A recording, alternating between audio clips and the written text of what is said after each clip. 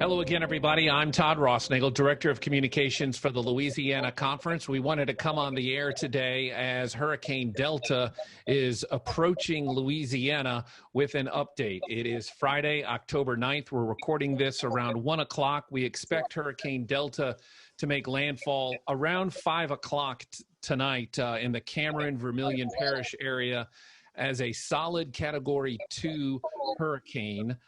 It will make its way all the way through Monroe, exit Louisiana tomorrow morning through Monroe as a tropical storm. So this will have a significant effect on the state of Louisiana once again. In fact, we had 7 to 9 inches of rain in parts of Baton Rouge last night. Unexpected rainfall, sudden rainfall last night with some flooding in the Zachary, Central, and the Baker area. So we wanted to check in with some folks who are in harm's way, check in with some folks who are maybe starting to feel some of the effects right now. We're joined this afternoon by Rev Joy Como from Westlake United Methodist Church, right outside of Lake Charles. We're also joined by Rev Walter Parker from Jennings United Methodist Church. The storm is expected to go straight through Jennings, and so we appreciate Rev Parker carving time out to talk to us. Rev John Cannon from Asbury United Methodist Church in Lafayette. Lafayette is going to feel many more effects than Hurricane Laura this go around. Rev Carolyn Pidgeon is the district superintendent in the Lake Charles district, and Bishop Cynthia Fierro Harvey joins us as well. So good afternoon to all of you. Thanks so much for joining us. Bishop Harvey, we spoke yesterday. Nothing has really changed as far as the trajectory of the storm. What are your thoughts as we prepare for yet another hurricane here in Louisiana? Thank you, Todd, and everybody for joining on this call. It's amazing what we have in front of us yet one more time. I've been watching the Weather Channel like a lot of people today, and woke up this morning praying that it was all just a dream or a horrible nightmare or something, but it isn't. I am in prayer for everybody in harm's way. I know a lot of people have left the Lake Charles area as instructed, for which I am grateful. I heard somebody say that it took them 9 hours to get from Lake Charles to Houston. What is that, about a 2.5-hour drive on a normal day? So I can't imagine the traffic, but I'm also grateful that there were so many people leaving the state.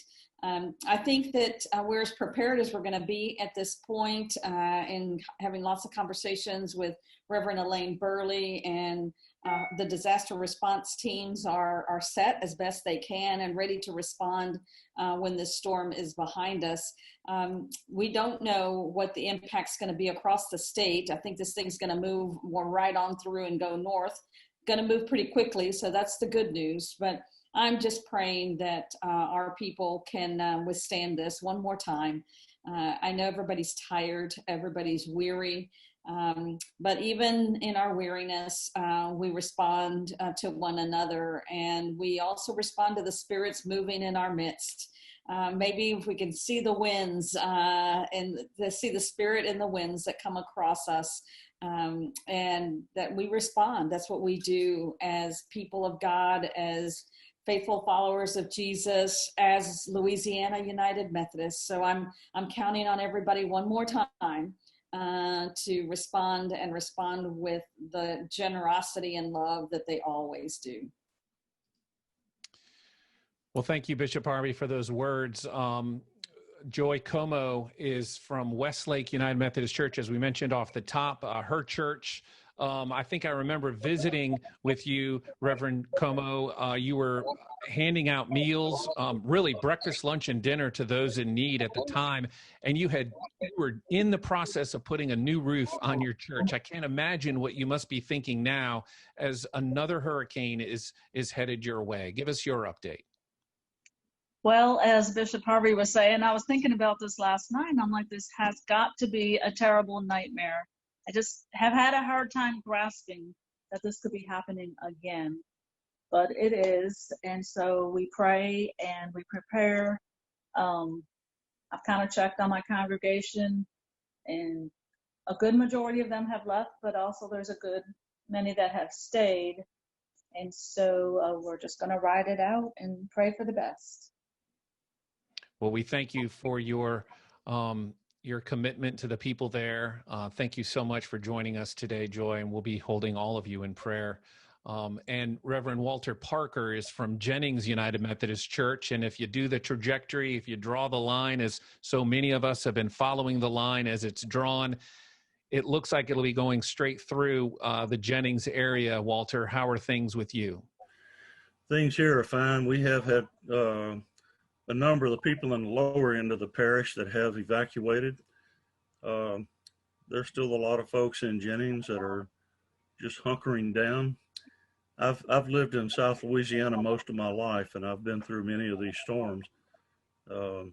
We stayed for Katrina in Algiers and rode it out in a church because I had 27 people that came and stayed at the church for several days during that time. You know, and we're prepared. We've got generators, and some of the things that have taken place just after the incident with Laura is we have housed a couple of teams that have come in to work with groups that have cleaned up after Laura. We had one of our church members that called and asked if it would be possible for us to provide meals for about 10 to 20 people, and she was going to carry it over to a certain location, and that mushroomed into feeding 110 people and a hot meal, and they carried it over to Lacassine. And our church has been focusing on a lot of the smaller communities. We've been up to Ragley and dropped off numerous supplies to the church there, and we sent a team of our youth up to Oakdale to help with some debris removal there after Laura. And all of these things are in place for us to do again. I've had numerous churches, some from Louisiana, but many from Florida and Georgia, that have sent donations to our church to provide help and assistance for churches in need. And we've sent some of that money to the church in Benton, as well as Maplewood. And currently we have a chest freezer at the church, which I'm gonna have to try to protect during this hurricane, that's full of meat that we will be having cook teams ready to cook that and take it out to volunteers that are helping, and we're hoping that ministry will provide help. We're not advertising that we're Methodist. We're just simply advertising we're Christians trying to help, and we're trying to provide the needs. And so right now we've got about 50 large cases of water sitting at the church. We've got diapers, we've got feminine products, we've got canned goods, we've got snack bags that we've been passing out to children. Even in COVID, we can wrap them up, and they've come by the church and picked them up to take to school to have snacks with. And so we are resilient people, and we'll ride the storm out here and let people know what's going on as it passes through. But I've been watching the weather reports, and we've already had gusts of winds, probably up to 70 or 80 miles an hour, but it's just a gust or two. And it has started raining harder. I can't tell you how much rain we've had, but the anticipation is that we won't have over about 7 inches out of this hurricane. So, because it's appears to be a dry hurricane, just like Laura. We didn't get a lot of rain with Laura. We got the rain the day after Laura, and we had 10 inches. So, but Jennings is I don't think Jennings is in danger of flooding. Lake Arthur may be because of the lake and the surrounding lowlands, but I don't think Jennings is. And we're prepared. We're ready. I'm staying in touch with the people that are staying here, and we have had some that have left, and and I celebrate that decision either way. Walter, thanks for joining us. We appreciate it, and we appreciate you and your church being the hands and feet of Christ during Laura, and know it will be needed after Hurricane Delta. Reverend John Cannon joins us from Asbury United Methodist Church, a church that has served as a staging ground, if you will, for the many, many supplies that have come in from all over the country and have headed into the Lake Charles area. And now his church is bracing for Hurricane Delta and the possible effects. A couple of days ago, it looked like you were going to get a lot of Hurricane Delta. John, what's the latest from Lafayette? Well, I came outside so you can see a little bit of the rain behind me, and it's starting to come down pretty hard, and the wind is starting to pick up, and everybody in Lafayette expects that to continue through the rest of the day and into the night. I think the worst of it is supposed to be in Lafayette around between 6 and 9. So most of my congregation is staying. We've had a lot of people leave, concerned about power outages, particularly.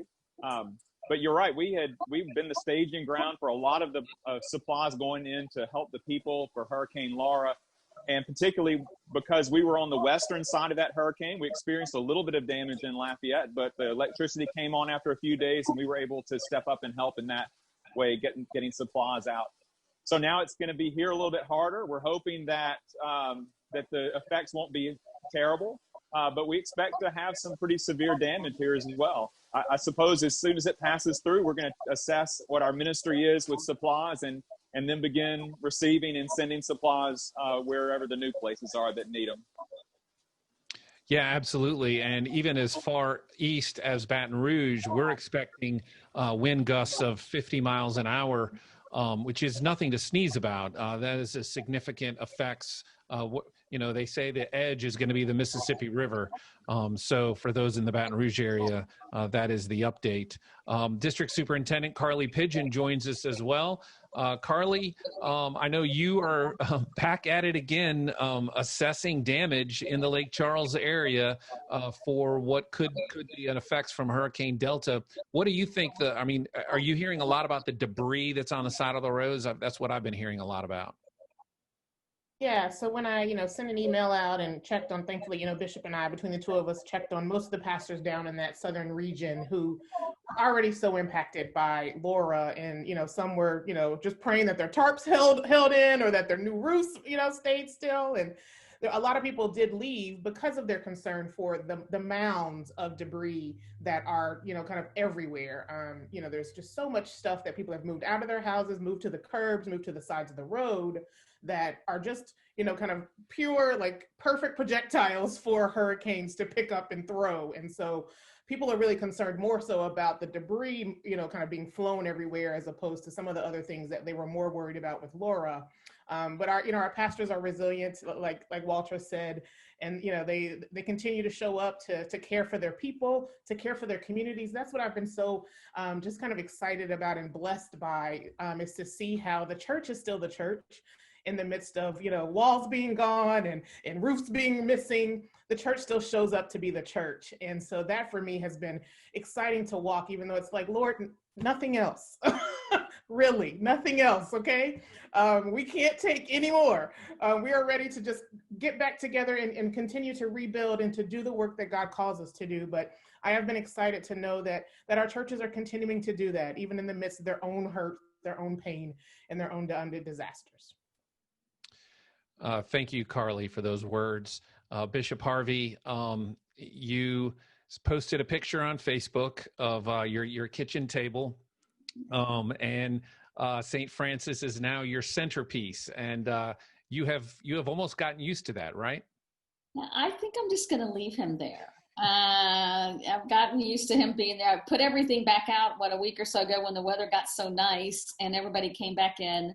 But it's such a reminder this morning, and this is what I posted, is as I walk through out of the bedroom and into the kitchen, St. Francis is the reminder of caring for creation. And, maybe he ought to stay right where he is, as that constant reminder of caring for creation, as we find ourselves yet another hurricane. And And when I hear all of you talk about, I hope you heard yourself. You really spoke very little about yourself.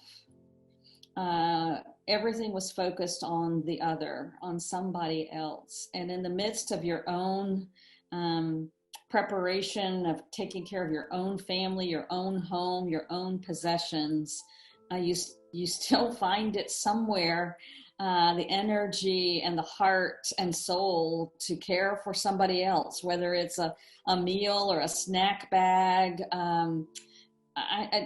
That for me is that's who we are. And I'm just thankful that you all are willing to, in a time like this, to deflect the focus from yourselves. And frankly, I'm worried about you. How many more days of this can you do? But you seem to focus on everyone else. And so I say to pastors and lay people in our churches, thank you for that. But also take care of yourself and your families as well, because we say this all the time. This is the long haul. We're in this for a long time and longer now, and we need you. We need your soul to be cared for. We need your body to be cared for. So just take care of yourself. But it just when we're so vulnerable ourselves, you find it in you to focus on others. And for that, I am incredibly, incredibly grateful.